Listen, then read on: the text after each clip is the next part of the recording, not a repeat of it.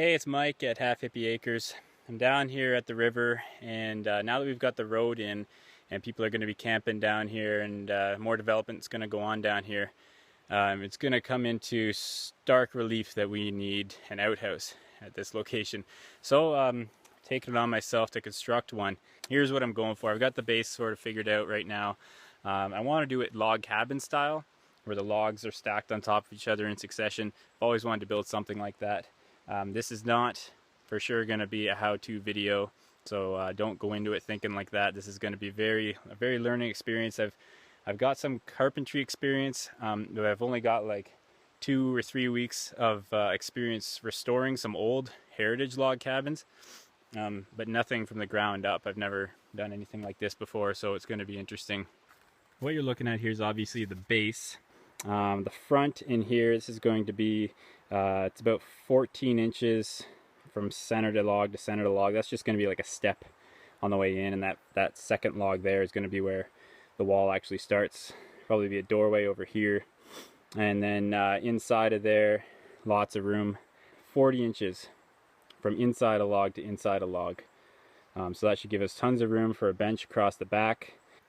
I'm not sure if I'm going to just do like a shed roof at the top or not, or if I want to kind of do like a full-on gable style roof just to make it look extra log cabiny. I'll probably put a window up here in this front wall. I'm thinking sort of beside the door.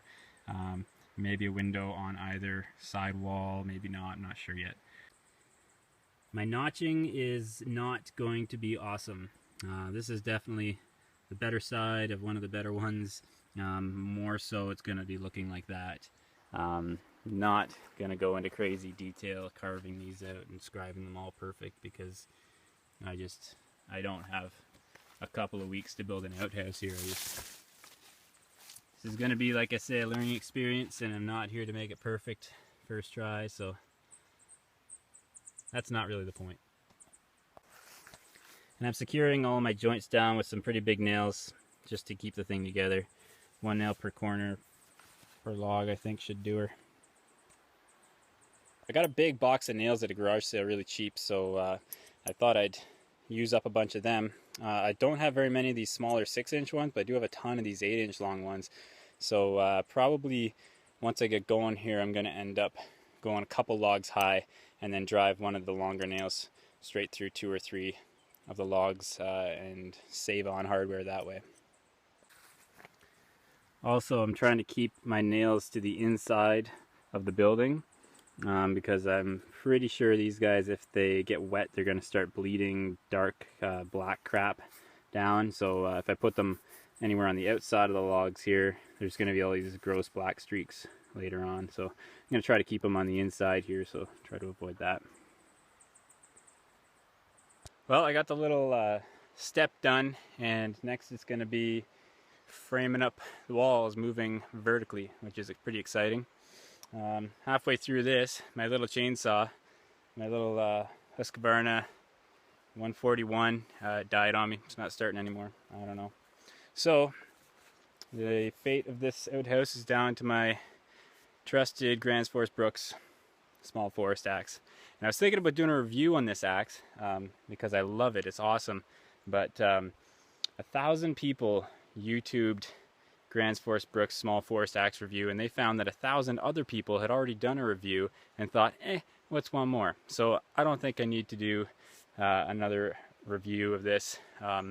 YouTube doesn't need another weekend warrior saying all the same things about the same axe. So all you need to know is I love it. I love their products. I was fortunate to use one of their small broad axes when I was doing that restoration work I was talking about on a couple of log cabins, and it was by far my favorite axe I've ever used in my life. It was awesome, and this one's a close second. So it's doing a good job too. It's actually just about as quick as firing up a chainsaw, but it's quiet, and it's the notches are turning out more accurate actually with just an axe. So something to be said about that. So I'm not quite done yet for tonight. I just got one more log I'm going to put in, but we're quickly losing light, so I thought I'd just do a quick update real quick right now. What do we got? 4 or 5 courses of logs so far. The porch all done. I'm pretty sure straight logs and then cutting out the door afterwards is probably the better way to do it.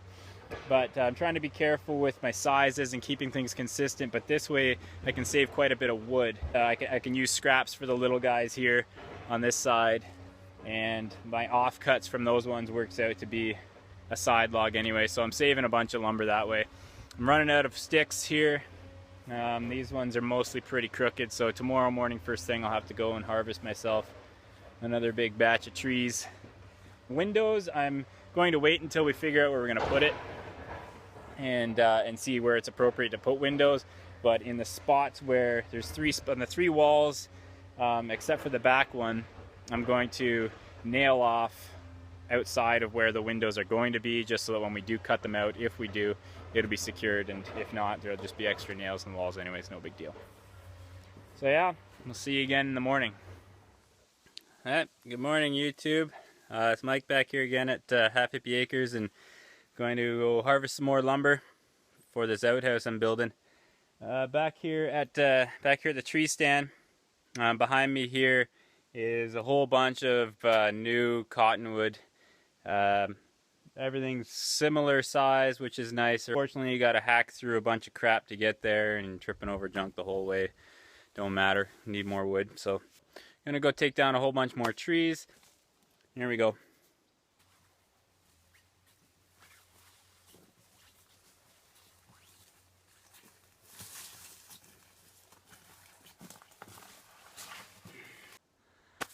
Alright, another load of logs.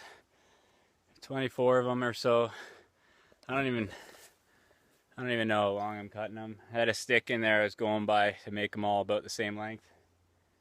It's probably 10 feet, I imagine. So it's working out to be a pretty good length for the outhouse.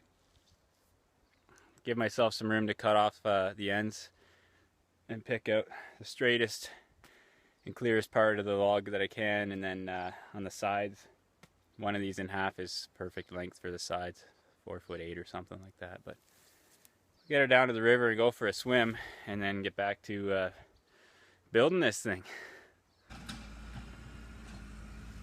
I'll tell you, that river, doesn't matter what you've been up to so far, jumping in that water, the instant you hit the water, it's like hitting the reset button on your day. Ah, oh, feels good. Titley's here clearing out some more camping arrangements. There he is. So there's going to be a little bit of noise in the background, but let's get at this thing and see how far I can get today.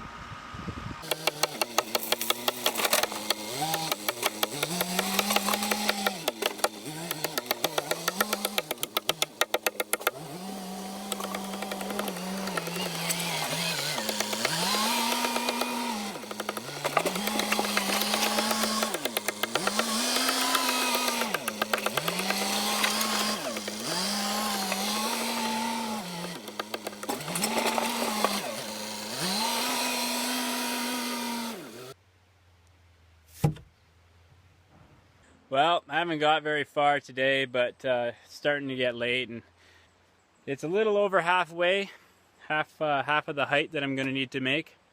So that's positive. I've also framed in for the bench and the floor in there. Probably going to do that with some of the fir that we milled up for a couple other projects. We got lots of that left over, so that'll give it a pretty nice contrast. That was Jesse's idea.